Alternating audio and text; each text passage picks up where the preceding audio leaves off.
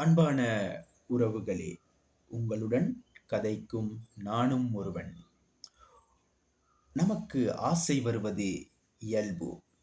காரணம், இந்த உலகத்தில் சில விடயங்களை பெற்றுக்கொள்ள முடியாத போது அல்லது அடைய முடியாத போது, உணர்வு பூர்வமாக விடயங்களை காணாத போது அல்லது சுவை, தன்மை என்பன உணராத போது நமக்கு ஆசை வருகிறது.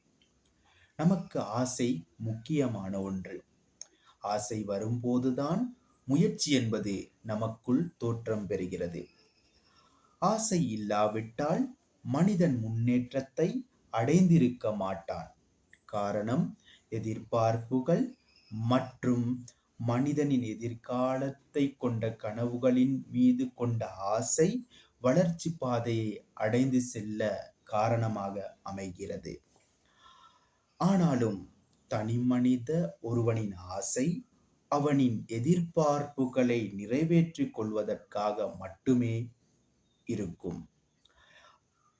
அந்த ஆசையை நிறைவேற்றிக் கொள்வதற்கு முயற்சி, அறிவு, திறமை, உடல் நலம், பொருளாதாரம், சமூகம், குடும்பம் என்பன தாக்கத்தை செலுத்துகின்றது. இதன் காரணத்தினால் தனியொருவன் ஆசையை நிறைவேற்றிக் கொள்வதற்கு கடினமாக அமைகிறது. இதனால் தனியொருவன் பேராசை கொண்ட மனிதனாகவும், முயற்சித்த ஆசையை அடைய முடியாத போது ஏமாளியாகவும் கருதப்படுகின்றான்.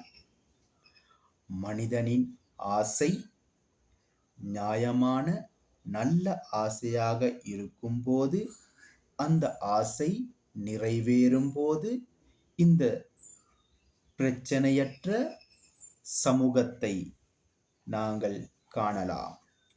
உங்களுடன் கதைக்க விரும்பும் ரிதோஷன். நன்றிகள்.